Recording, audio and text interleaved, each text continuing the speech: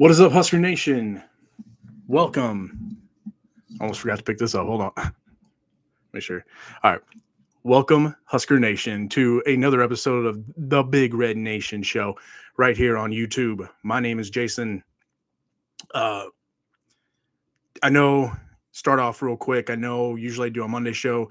Couldn't do a Monday show. Ended up having a little bit of car problems. So my car was in the shop and I didn't want to start it and then stop. And then I was kind of at the shop and then didn't get home until late. So then I figured I'd do it the next day. And then, of course, just, life happens, got busy. So then I decided, you know what?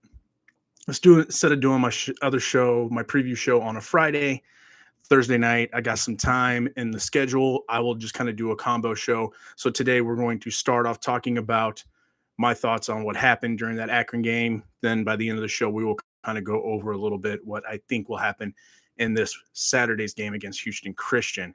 But first, I do want to start off this show, obviously acknowledging, knowing what today's date is. It is September 11th. It is a day of remembrance. Never forget. Not going to talk much on this at all, but, I was a sophomore in high school. And remember, I was actually in history class whenever we first were hearing about the news. And it was just kind of really surreal because, you just didn't really know what was going on. Really kind of confusing situation. Being a kid, being a person of my age, we didn't really grow up with a ton of turmoil. There's a little bit of the first Gulf Coast War during the early 90s. But I was, too young to really even know or think about any of that. So but there wasn't this kind of overall crazy thought that any of this stuff would ever happen. So it was just very confusing, really odd.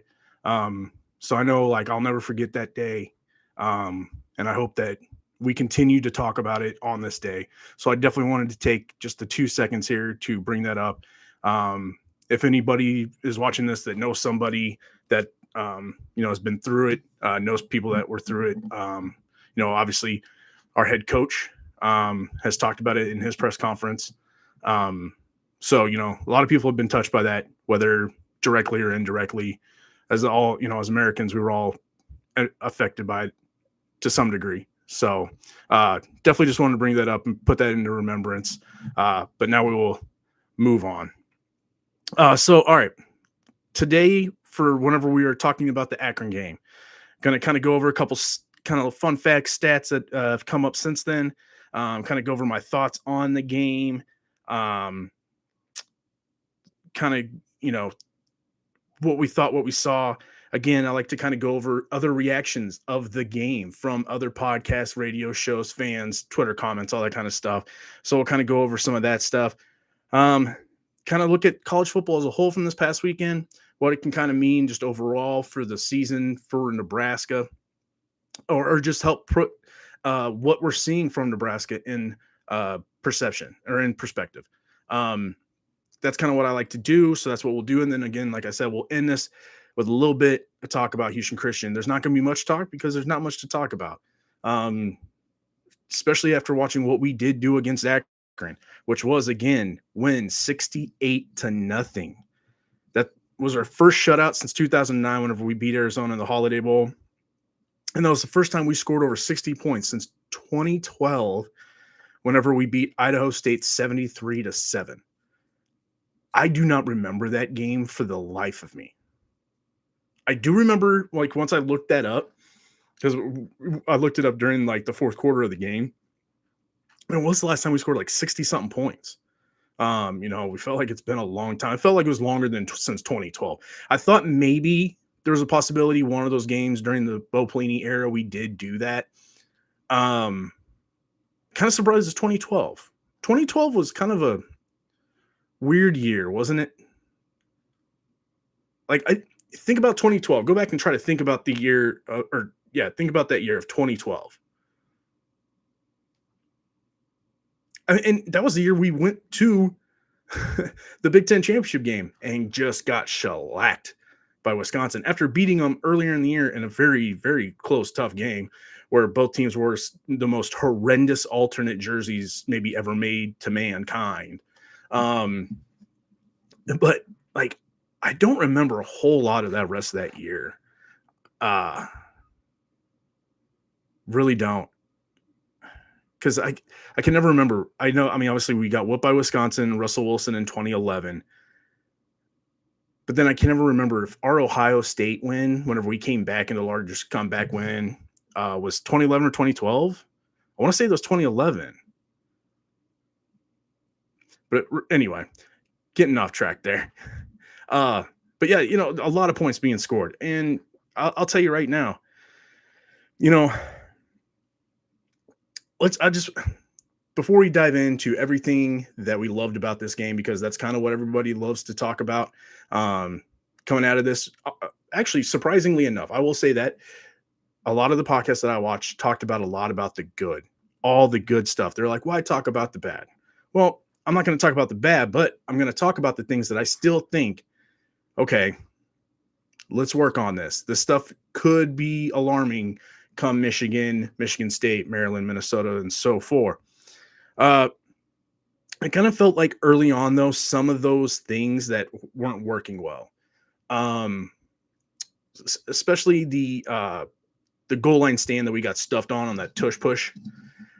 It started feeling like, and I don't know if it was Rule talking to Dana or Dana coming up with it, but it felt like a very orchestrated, hey, we found ourselves in a red zone here. Let's try this. Let's try that. Instead of like right off the bat, just letting the guys go out, calling the game like you would as if it was Michigan, go out and score and get the ball rolling, and then maybe trying stuff later on. I think that's kind of what started that stumble there in the first quarter while we only scored 9 points. Why we got stuffed. It felt very out of sync. So again, I have no inside knowledge on this. It just felt like they were more concentrated. The coaches were more concentrated on trying to work on certain situations as if they were doing it in a scrimmage in practice, but they were just doing it live in a game. Personally, I don't think that's necessarily an excuse for the team's performance in those situations, but sometimes, the team wasn't in enough of a rhythm, I think, that early on to maybe start playing with your food like that. And I think they kind of got caught a little bit, if that makes sense to anybody else out there. Let me know in the comments. But that's kind of what I thought about, those kind of that first early kind of stumble in the red zones.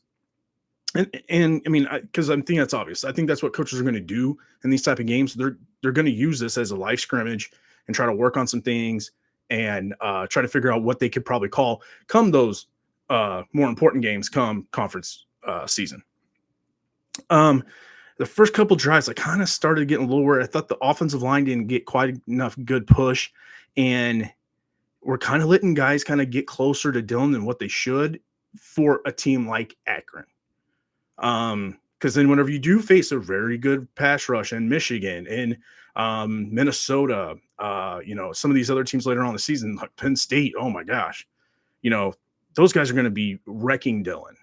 These guys might not be good enough to get to him, but we will play teams with guys that will be good enough. So if you're not up to snuff as the offensive lineman in these situations, you're not ready to go snap one, it can become a long day real quick. And so I thought that was a little different. I mentioned this during the Cincinnati game I don't think the defensive line necessarily was getting pushed around physically, like getting blown off the ball or all this kind of, it felt like maybe they were kind of a little out of control, maybe overthinking their stunts. And it was making them play maybe a little bit slower. And then that's where they were kind of getting blocked and walled off and leaving some of the bigger gaps that the running backs and Sorsby got on us. And I think I still saw that quite a bit in this game. I think it started getting shored up a little bit, especially that second quarter.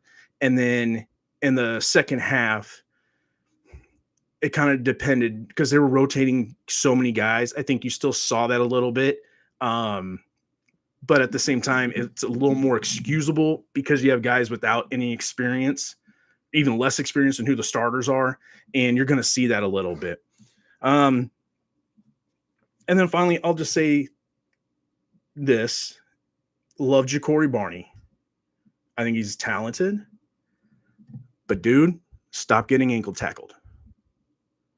This dude would have had probably like 2 punt returns, a couple 57-yard touchdown receptions. Like, he is very good, very fast, and he's super tough, by the way. So I'm not trying to say like, hey, you're not tough enough.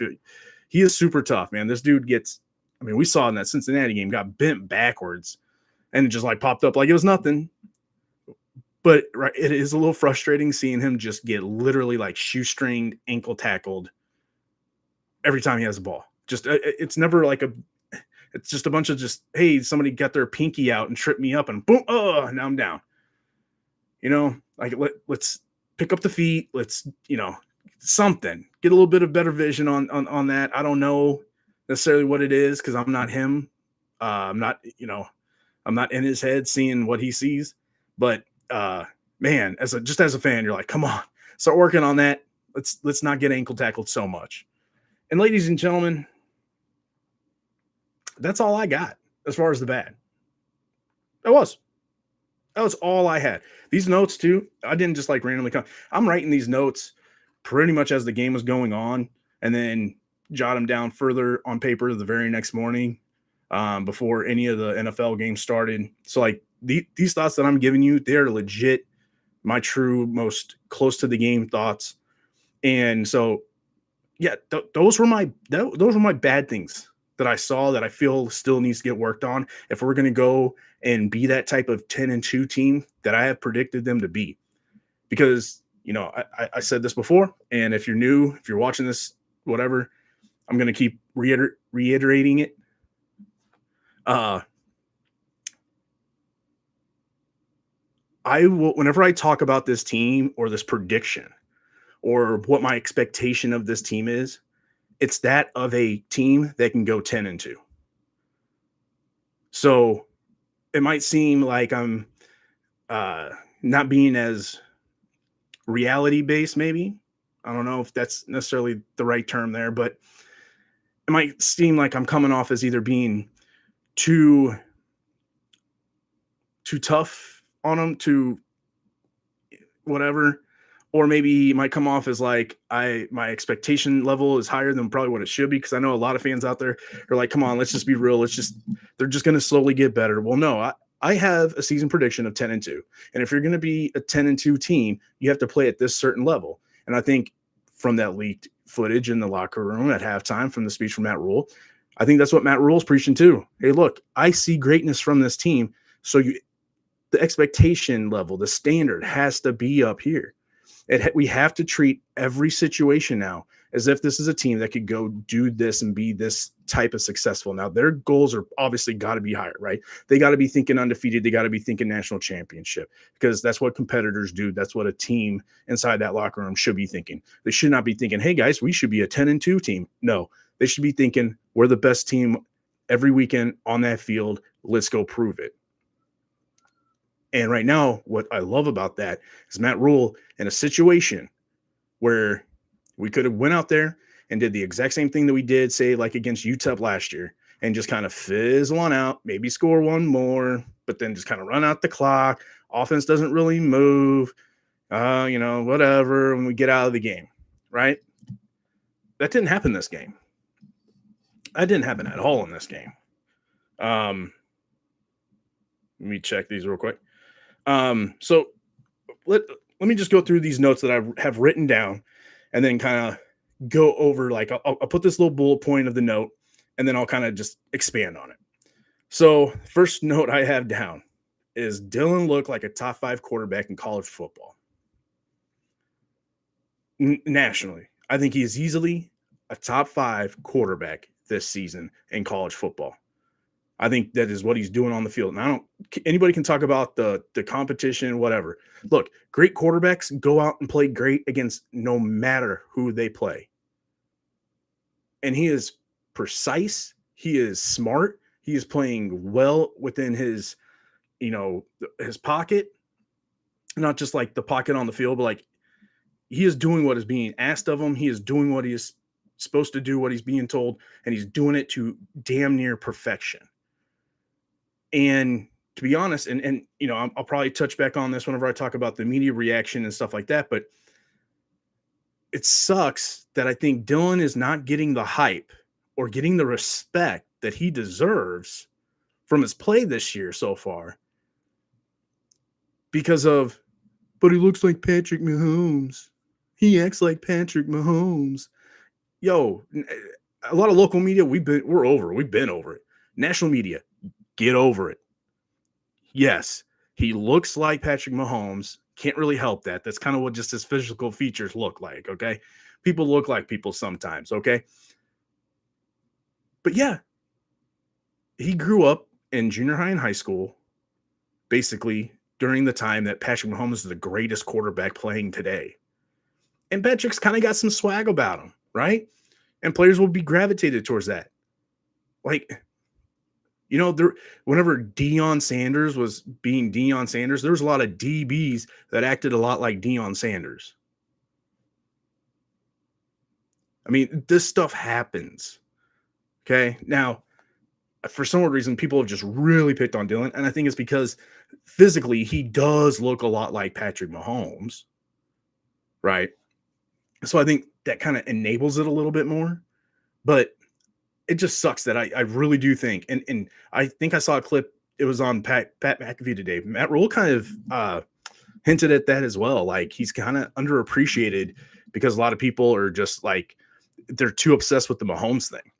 And on top of that, he actually like knows Patrick and is friends with him and works with him in the offseason. So it's like, yeah, whenever you're around people, they rub off on you. You start picking up their little things that they do. But anyway, we'll move on from that. I'll probably be ranting about that again later on whenever I start talking about the media reaction. My next note, Emmett is a legit running back. I think today he proved that, putting back-to-back weeks of over 100 yards, rushing on the field. He can catch the ball. I think this dude now, is he going to be like one of the greatest backs in college football? No, probably not. I think he's going to be in the upper echelon of the Big Ten by the end of the year. I think his number's going to be up there. And he's just a different type of back. He's not going to be your bruiser back. He's not going to be your guy that is going to carry the ball 32 times and not really affect him. I think those carries could affect him later on. But at the same time, so far this year, he doesn't really seem to be taking those crazy hits that a lot of the bruiser running backs will take. He does dance around a lot. Hopefully he kind of slows that down a little bit. I think he started to prove that in this game. He started kind of making a cut, maybe two cuts, and then boom, getting upfield or getting to wide open spaces and then going. He had a couple really good runs, I think, but I do think Emmitt Smith. Gosh, look at me. Why do I have Emmitt Smith on the brain? I think Emmett Johnson is a legit running back. He's not just, like I don't think we're going to look back on Emmett's career and go, kind of Terrell Newby, right? Or Imani Cross. Right. We're not going to look back. Maybe we look at him more like a Darren Dietrich, a Dan Alexander, a Correll Buckhalter, guys that were legit good running backs. Maybe not in the history of Nebraska football, but they should be appreciated. They're going to be really good. He's going to put up some good numbers by the end of his career in Nebraska, not just this season. I think at the end of his career. And, maybe not get some top running back awards, maybe not, but maybe be good enough that he's a 4th round, 5th round pick in the NFL, sticks around the NFL for a little bit, has a good career. We always look back at him very fine. Most recently, how about Roy Helu? I think he's going to be very close to that type of running back. I think he'll be remembered very closely to like a Roy Helu. All right. Sometimes if after a certain distance away from his career, people might kind of go, oh yeah, I remember Emmett Johnson. But then people that actually watch his career will be like, hey, why don't you guys remember Emmett? I think he's going to kind of feel in that. My next bullet point note.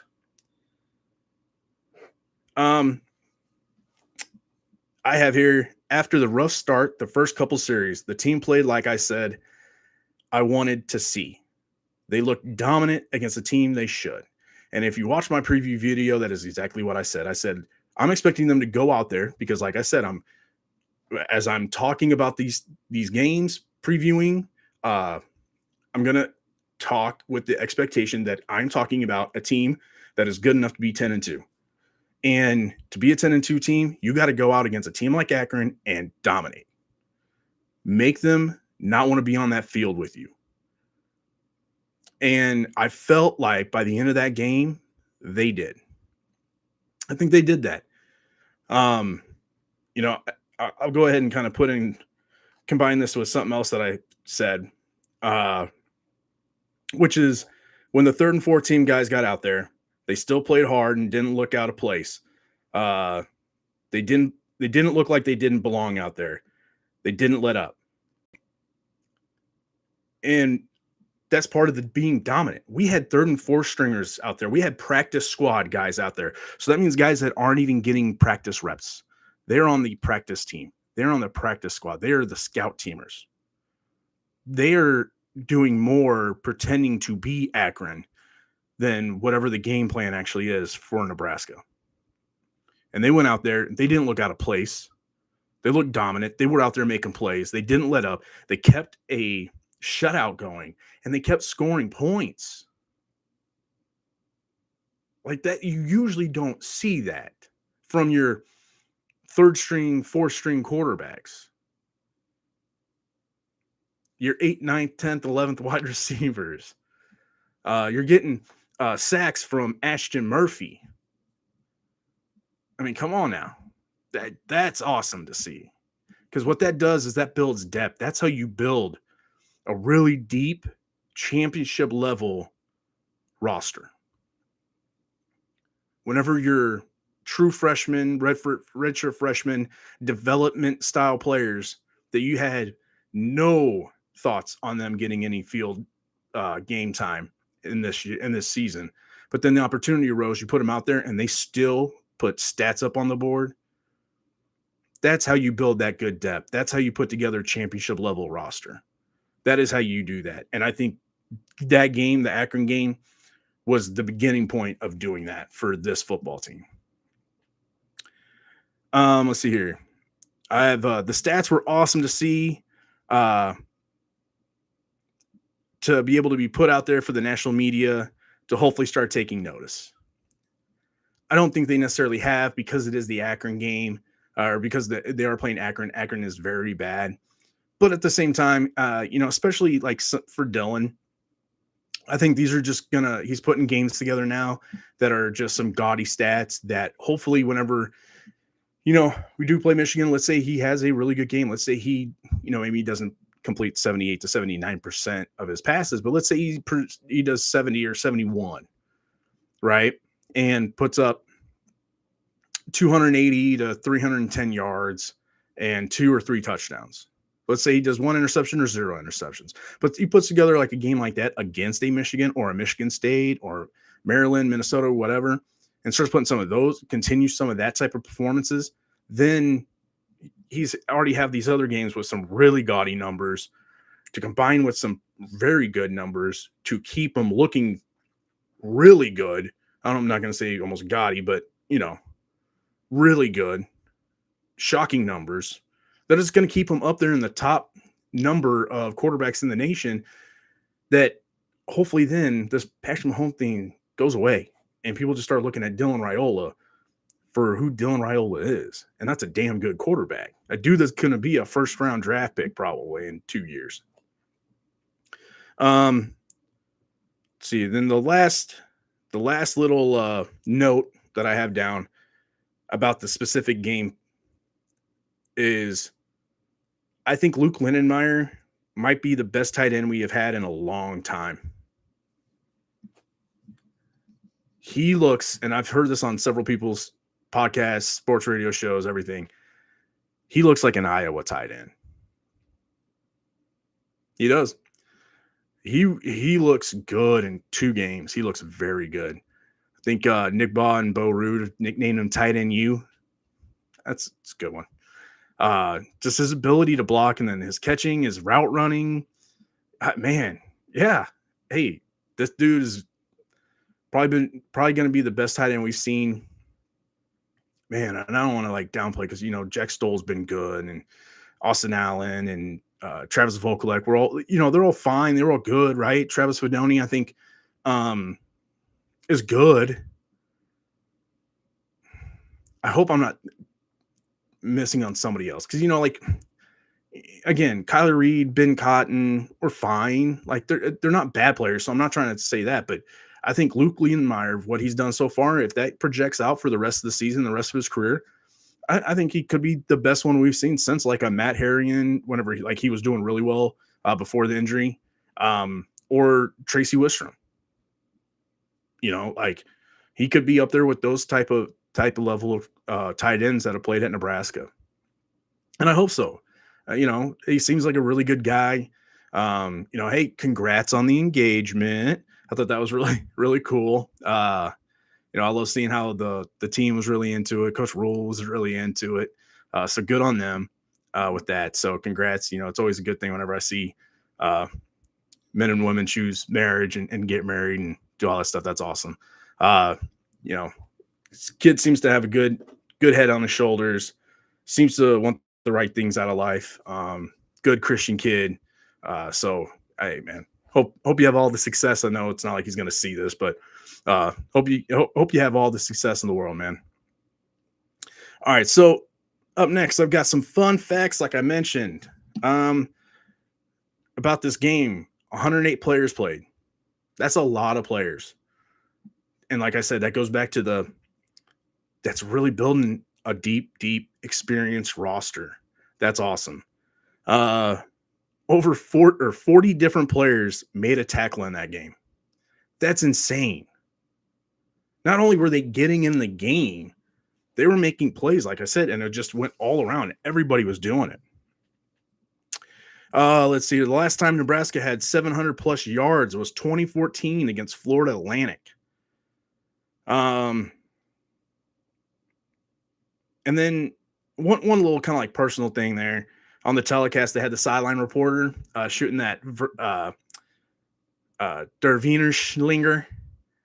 And you know what? It just got to bring it up.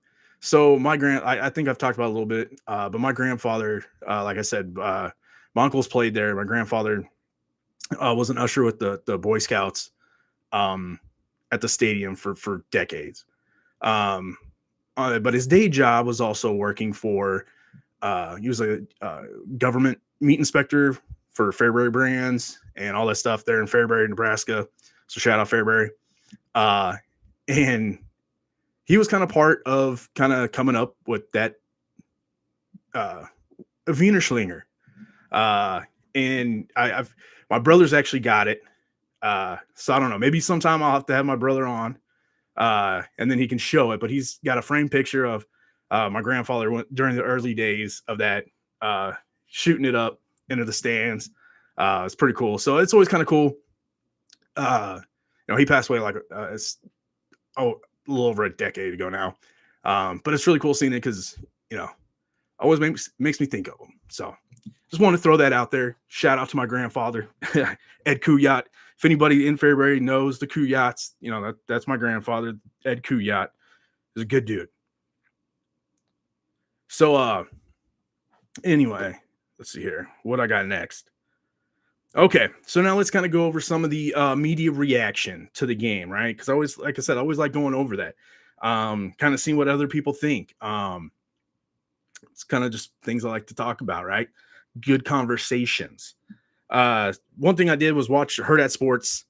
Their actual like post game show is Ravi, and I think Austin Jacobson does it. And I'm loving how Ravi this season has he's always kind of had his strong opinions. So I'm not saying like this is like out of the blue or anything, but it does really feel like his college football takes as like nationally. He's really gone off on the national media several times for their blatant disrespect to Dylan Raiola. And this kind of goes into the Patrick Mahomes thing. And sometimes to be honest, I kind of wish more of the national media or more of the Husker media would kind of not go after, right? You don't have to be like mean about it or like aggressive about it, but I wish they would stand up a little bit more whenever they get put on bigger, Big Ten Network, or they get brought on to different podcasts to talk. I wish they would kind of push back on some of that national media stuff a little more and kind of kick back on that. Like, hey, look, we all get it. We get the Patrick Mahomes comparisons. We get how he kind of has some of the mannerisms. Everybody here in Nebraska has kind of really gotten over it. We know Dylan is Dylan now. We kind of wish the national media would do the same thing because we don't think you guys are seeing what actual kind of quarterback he is. You know, like Coach JB on his podcast where he went off. I guess he was actually I guess he was a guest on Jason Whitlock's show and just like went off. Was like, no, Dylan's garbage after the Cincinnati game, and he's not a good quarterback. I'm like, what games are you watching? You know, but it's all because he acts like Patrick Mahomes. They can't get over it. It's kind of sad to see, to be honest with you. But yeah, so I kind of wish they'd be kind of more, you know, you see this actually a lot too with Matt Rule. Matt Rule's even said this, I think, you know, somebody's got to fight for Nebraska and I'm going to fight for Nebraska. And sometimes I wish, you know, people would say that like, oh, so national media wants to talk about, oh, Nebraska underperformed against Cincinnati. Okay, that's fine. Because we're not saying like that's what we expected either. But come on. We won the game. We played hard. We did this. Look at all these dominant things we did in this game. We allowed a couple other things, of course, because it's game one. Game one's look around the league. Look around national football. There were a lot of close games to teams much different in levels, much wider in levels of play. And it was much closer of a game, or the team that was way up here with talent and program and everything else lost to this team that's all the way down here. And Nebraska didn't do it for once. For once, Nebraska didn't do it. We pulled out the win. We made the play to win the game. And, you know, sometimes I just kind of wish the local media would kind of have the programs back a little bit. I don't know. Maybe I'm wrong. I don't work in journalism and media as an actual job. So I don't know. Maybe there's a little bit of ethics there that kind of goes against that. It keeps them from really coming out and doing that. So, you know, I don't know. Maybe I'm wrong. Maybe I'm totally wrong. But I kind of wish there'd be a little bit of that, you know. So, but shout out to Ravi. Love what he's doing. Love how he's just kind of talking crap on the BS perception on, you know, these different rankings and what the rankings mean and what they don't mean and the perception that it gives. And no, I like a lot of that stuff. But yeah, so let's go ahead, talk about some of the things we saw around college football, starting with Cincinnati. You know, they were up like 21-0 or 24-0 there for a little bit. I know Bowling Green kind of came back, but you look at, we kept Brandon Sorsby and the Cincinnati Bearcats to 69 yards passing. And against Bowling Green, I get it, Bowling Green again, but they went for 300 and some odd yards, 320 something yards, I think, passing. That you can go back and look at our defense play and look at our secondary and go, that was impressive. That was dominating. I think sometimes you can look at that. I'm going to kind of keep an eye on Cincinnati here these next couple games, you know, and kind of look at their stats and see kind of what they did. And, you know, I think we're going to go back to that Cincinnati game later on in the season and think very differently about that game. I'm not sitting here saying Cincinnati's going to like win the Big 12. But I think they're going to be a very, very good football team this year with a very good record. And I think we'll just we'll look back on that game very differently, right? South Florida with another top 25 win. And they have a chance to go get a third in a row this weekend against Miami. Ooh, if they do that, they've got to be a top 10 team. Have to be, if not a top 5. And again, this is what I don't like about preseason rankings. Because who's to say Boise State was a top 25 team to begin with? Who's to say Florida should have been ranked as high as they were? I mean, these are the things I'm kind of talking about. I mean, they're kind of living proof of why I don't think there needs to be preseason rankings, especially now with NIL, transfer portal, expanded playoffs. That doesn't need to happen. I think teams, again, are too hard to predict what they're going to be year to year after the season or going into a season after an off season because teams change so drastically. Teams are adding and subtracting 10s to 20s, if not more, whenever you bring in a new head coach sometimes. New players. They're exchanging 15, 20, 30 new players a season. How can you pre-rank that whenever you've never seen them be on the field? You know, like, you want to talk about, say, like, another perfect example is Nico Amalivia. And again, I know that's not how you pronounce his last name. I'm giving him his nickname. Nico Amalivia, goes to UCLA, and all of a sudden that automatically, for some reason, made UCLA a very tough team, or could be a sneaky good team this year, and they're garbage. And he's not been good.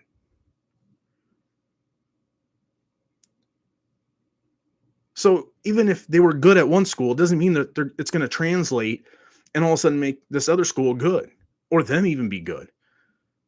Different coaches, different ways of doing things, different accountabilities being held, all that kind of stuff. No. It can change. Like I said, and I do think it needs to come from the college football playoff committee and set the standard. Like, look, for our playoffs, this is the standard. Every conference plays 9 conference games. First 3 weeks of the season are non-conference only. Now, however they want to come up with that, how they schedule those 3 non-conference, I don't really necessarily care if it's still up to the school, if it's, it needs to be 1 Power 4, 1 Group of 5, and then the other one can be whatever you guys want, or however you want it. I don't necessarily care. Or if they want to go, it needs to be 2 at least 1 Power 4 and 2 Group of 5. That's how you get your 3 scheduled in. I don't care. I really don't care about that. But those 3 games need to happen the first 3 weeks of the season. Going into the first week of conference, then the first rankings come out. And the coaches poll needs to go bygone, and the AP poll needs to go bygone. Only poll that matters at the end of the year is the college football playoff committee poll. That's it. So that's the only one that needs to be around anymore. Look, the game's changing anyway. Might as well change it for the better and the more streamlined. Get rid of these other polls that don't matter. The only thing that they matter for right now is to establish a perception on what teams are good and what teams are not, to establish what wins are good and what wins are not. So then people on the playoff committee don't have to watch those games. They can just go, 5 beat 1, 17 beat 2, 2 beat 5, unranked ended up beating 2 ranked teams. So now they're ranked. Oh, okay. And then they don't rank them until second week in October or something like that. Like, that's the only reason why the AP and the coaches poll matter now. Is to develop a perception. That's it. Or develop a perspective. Sorry. A perspective. That's it. So get rid of them. Do the college football playoff committee poll. That is it. Start at week 4, and boom, goes the dynamite. That's how it goes. So, all right. Real quick, we'll go over a little bit of Houston Christian and what I think is going to happen in this game. It needs to be exactly the same as what we saw against Akron. There's the analyst. There's the analytics. There's that's me giving you my insights. That's what needs to happen. Go out there and dominate. Get your guys in. In fact, it needs to be better. Go out there, let the starters play for a half, and get them out. Get them fresh, get them ready for Michigan. Go out there, win by a ton, beat them by a ton, dominate, put your foot on their throat and in their will. Have them say, hey, can we just not play the 4th quarter? That'd be great. And then we all go home happy. And then we start looking at Michigan. And then the season starts. The season really gets going. Because I cannot wait for that game. Again, I'm going to the game. I'm going to the game with my cousin. Thank God he has a ticket for me. Cannot wait. First game, I'm going to sense the BYU game in 2015. I got to get that live game crap out of my mouth. Got to rinse it out. So hopefully this is going to be a good game. Win or lose, I hope it's just a good game. But man, I hope we win. Man, it's time, guys. It is so time. I can feel it. I do. Something's different about this team this year. And maybe some of the Matt Rule leak halftime speech has something to do with it. You know, I kind of think back. I've mentioned this before. I really like watching those season highlight show or not shows, but tapes, whatever you want to call it. I think back to unless the team was just like a super crazy dominant team, you look a lot of like whenever a team wins a championship, right? They have these little championship highlight season review movies, whatever you want to call them. Nebraska had the 4 straight Big 8, the reflection of perfection, no doubt. What other ones did they have? Oh, there was one for like 99. Anyway. And then, like I had some, I'm a big Houston Rockets fan. So the 2 years that they won the NBA finals, the championship, they had, it was like Clutch City and then Double Clutch, right? And I'll watch those every once in a while as just kind of nostalgia, but I watched them a ton as a kid during that kind of era. And there's always like a moment that happens, whether it's preseason, like during training camps or something, or during the season. There's always these moments that just like, that was it. That was the moment that catapulted this team to this type of level of success for the season. That might have been it. That might have been it. That speech. You hear Dylan talk about it and some of the other players and say, hey, that woke us up. He was right. Let's go. We needed to show our dominance. Maybe that resonated with them. Maybe that sticks with them. And every game, they're going to remember that speech that Matt Rule gave and say, no, we want to make sure that they don't want to ever play us again. And if you play like that and you've got the talent, the sky's the limit. Again, 10-2 team. That is all my expectation is. And I think that's a damn good season. I think you're a damn good team, even if you do go 10-2. But that type of level of thought, that can end you in the national championship. I guarantee. I think last year you look at Ohio State. I think that Michigan loss was it. I think they looked at themselves in the mirror at the end of that day and went, not doing this ever again. We're going to dominate now from now on. We're not ever playing like this again. And they didn't. They didn't. They looked like a total different team that entire playoff than they did even during the regular season whenever Nebraska played them. Maybe this is it. Maybe this is that moment. And holy crap, if it happened during the Akron whooping, watch out Big Ten. Watch out college football. Because if Husker football is back, you guys are not ready for that. You're not. Because it's going to be fun. And we're going to have so much pent up just anger that we're going to release it in such joy. You guys are going to hate our fan base. You guys are going to absolutely hate our fan base. But hey, it's going to be awesome. I cannot wait to see what's going to happen. Again, not much to really talk about for this game. I think they're a strong running attack. I think apparently they have a pretty good defense. So, we'll see. But they're not an FCS team that is like up there close to some of the teams that actually give some of the bigger FBS teams fits. They're just not up there. They've barely been around. They're just not quite to that level. So we should be able to pick our score. Speaking of picking our score, I'm going to go ahead and get my score prediction for this game. Thinking. Man, it's hard to think we're going to come out and do exactly the same thing. So I'll be a little bit on the conservative side.